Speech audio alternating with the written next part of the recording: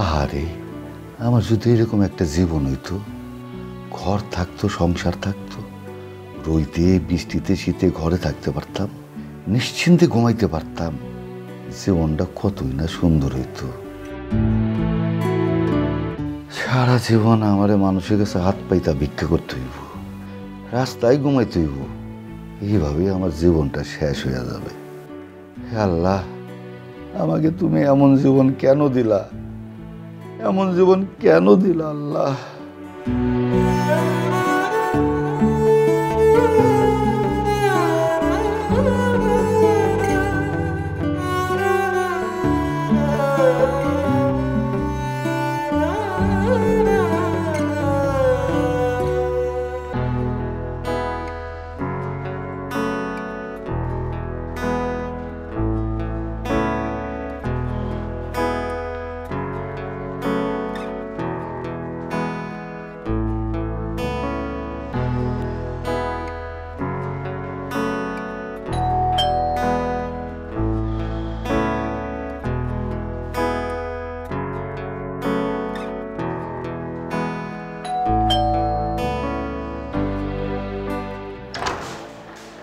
ও আসছো, এসো।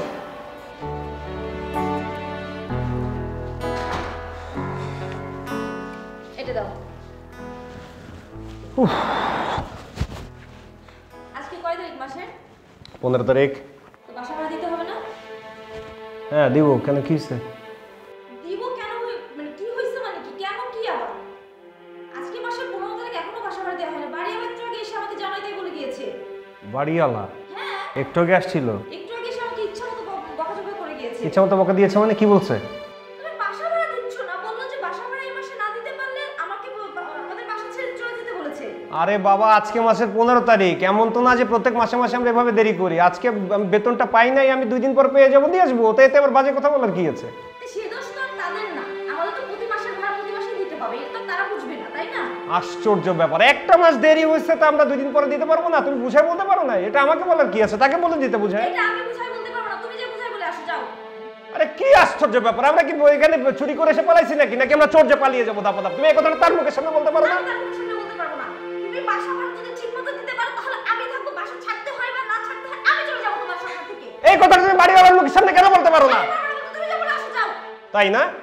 এক্ষুনি যাও, এক্ষুনি যাও। এক্ষুনি যাচ্ছি। আমাকে তুমি সেকেন্ড টাইম কোনো কথা শুনতে না হয় বাড়িওয়ালা। আমি এক্ষুনি বাড়িওয়ালাকে গিয়ে বলবো তিনি কেন বাসার মধ্যে সে চিৎকার করে গেছেন, এটা আমি এক্ষুনি শুনে আনতেছি। দাঁড়াও। যাও, যে বলে আসো, যাও।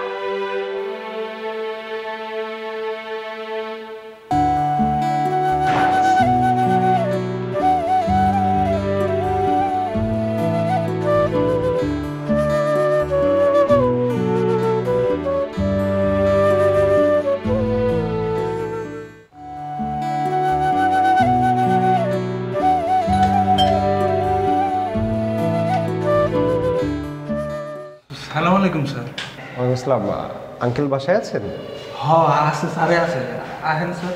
আমি একটু কথা বলবো আঙ্কেলের সাথে। আহেন স্যার। ও স্যার, সোহান সাহেব আইছে। Thank you, thank you. আসসালামু আলাইকুম আঙ্কেল।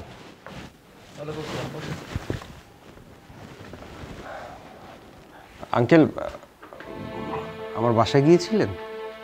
হ্যাঁ গিয়েছিলাম। আজকে 15 তারিখ না, আসলে আমি বুঝতেছি না কেন এত দেরি করছেন। আসলে আপনি তো জানেন যে আমার টাকাটা আবার খুব দরকার।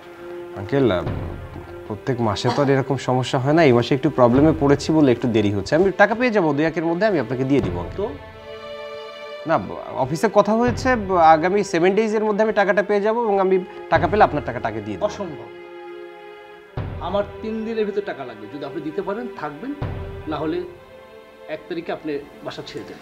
আঙ্কেল, আমি কথা দিচ্ছি আপনাকে, আমি 7 দিনের মধ্যে টাকা পেলে আপনার টাকাটা আগে বাসায় এসে আমি দিয়ে যাবো। আমি এক কথার মানুষ, আপনি আসতে পারেন। যান।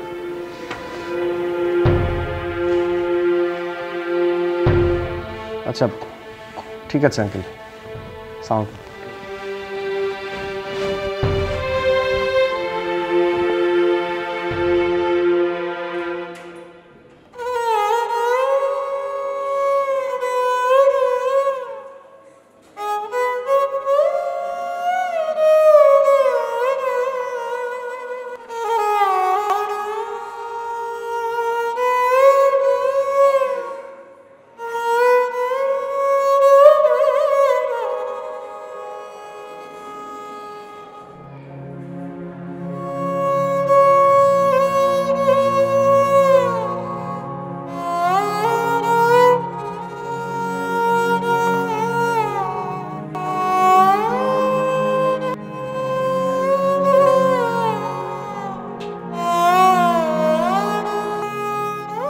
আমার যদি এরকম একটা বাড়ি থাকতো, ভাড়া তুলতাম আর খাইতাম।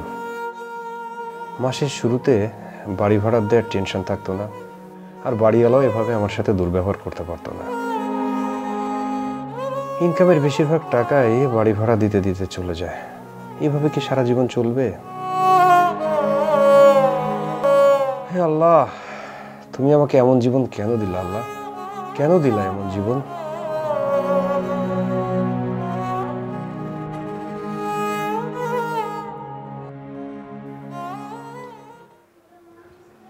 স্যার মুই তো স্যার টেবিলে খাবার বেড়ে রাখছি স্যার, খাইতে হেন স্যার। না রে, আমার খিদা নেই, তুই খেয়ে নে যা। স্যার হারা সহল ধরে কিছু খান নাই স্যার, আহেন স্যার। বললাম তো খাবো না, তুই কাজ কর, আমাকে একটা ঘুমের ট্যাবলেট দে। স্যার দে তো। দিনে স্যার 2 বার স্যার ঘুমের ওষুধ খাইয়া ফেলাইছেন স্যার। দে। না স্যার দিন না। কিচ্ছু হবে না, দে। যা নিয়ে আয়, এমন করিস না, এটা নিয়ে আয় যা।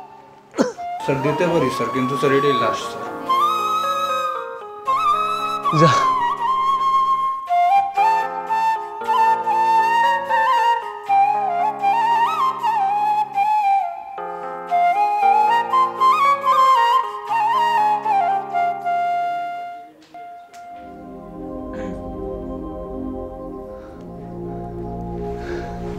আনছিস? স্যার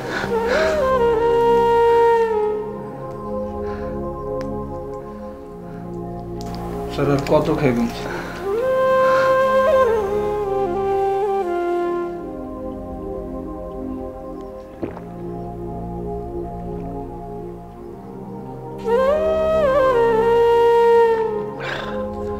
রাখ রাখ। স্যার কয়টা খাইলাম না স্যার, কয়টা খাইলাম স্যার। খিদা নেই, যা। খিদা নেই, তুই টেবিলে রেখে দে, লাগলে খেয়ে নিব আমি।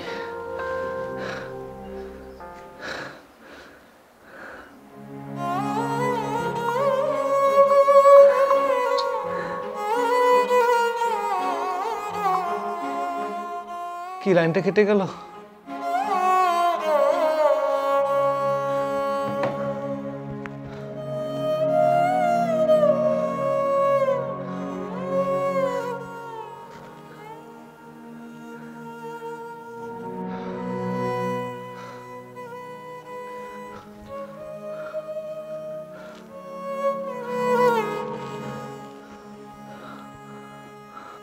বাবা সজীব, কেমন আছিস বাবা? আলহামদুলিল্লাহ। তার ছুটি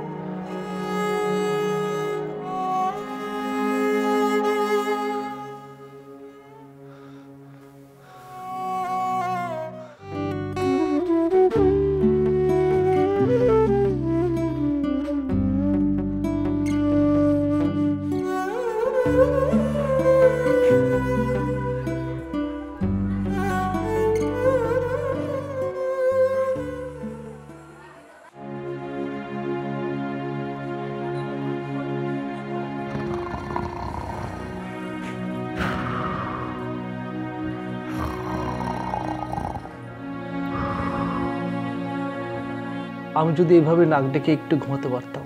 পৃথিবীর সবচাইতে সুখী মানুষ তো সেই যে নিশ্চিন্তে একটু ঘুমাতে পারে। আমার টাকা পয়সার অভাব নেই, অভাব শুধু প্রিয় মানুষের, অভাব শুধু পরিবারের। মানুষ তো একা বাঁচতে পারে না, ঘুমের ওষুধ খেয়ে আমি ঘুমাতে পারি না। ইয়া আল্লাহ, আমাকে একটু ঘুম দাও। ওই রাস্তার ফকিরটা কি সুখে নাক ডেকে ঘুমাচ্ছে, ওই ফকিরকে এত সুখ দিলা, আমাকে কেন দিলা না আল্লাহ? ইস, আমি যদি একদিন ওই ফকিরের মতন ঘুমাতে পারতাম। ইয়া আল্লাহ, আমাকে সুখ দাও, আমাকে ঘুম দাও, আর কিচ্ছু চাই না আমি। আমার জীবনটা এত কেন নিঃসঙ্গ? ইয়া আল্লাহ, তুমি আমাকে এমন নিঃসঙ্গ জীবন কেন দিলা আল্লাহ? কেন দিলা? হে আল্লাহ, তুমি আমাকে এমন জীবন কেন দিলা? আল্লাহ, কেন দিলা এমন জীবন? হে আল্লাহ, আমাকে তুমি এমন জীবন কেন দিলা? এমন জীবন কেন দিলা আল্লাহ? আমরা কেউই আমাদের নিজেদের অবস্থানে খুশি নই। এর সবচেয়ে বড় কারণ হচ্ছে আমরা সৃষ্টিকর্তার কাছে শুকরিয়া আদায় করি না। গতকাল পৃথিবী থেকে কত মানুষ শেষ নিঃশ্বাস ত্যাগ করেছেন, কত মানুষ হাসপাতালে শুয়ে মৃত্যুর সাথে লড়াই করছে, অথচ আমরা বেঁচে আছি, সুস্থ আছি, এই সুন্দর জীবনকে উপভোগ করতে পারছি। আমরা যেই অবস্থানেই আছি, মহান আল্লাহর কাছে সব সময় শুকরিয়া আদায় করব। পবিত্র কুরআনে আল্লাহ বলেছেন, তোমরা যদি আল্লাহর নিয়ামত গুনতে চাও তাহলে তা গুণে শেষ করতে পারবে না। সূরা ইব্রাহিম। রাসূলুল্লাহ সাল্লাল্লাহু আলাইহি ওয়াসাল্লাম আমাদের শিখিয়ে গেছেন আল্লাহর নিয়ামতের কৃতজ্ঞতা সম্মিলিত দোয়া। সকল প্রশংসা সেই মহান আল্লাহর, যিনি আমাদেরকে মৃত্যু দেওয়ার পর আবার জীবন দান করলেন, আর তার কাছেই তো আমাদের একত্রিত করা হবে। সহিহ বুখারী হাদিস 3112। আমরা যে অবস্থানেই থাকি না কেন, মহান আল্লাহ তাআলার কাছে সবসময় শুকরিয়া আদায় করব, বলবো শুকুর আলহামদুলিল্লাহ, শুকুর আলহামদুলিল্লাহ, শুকুর আলহামদুলিল্লাহ।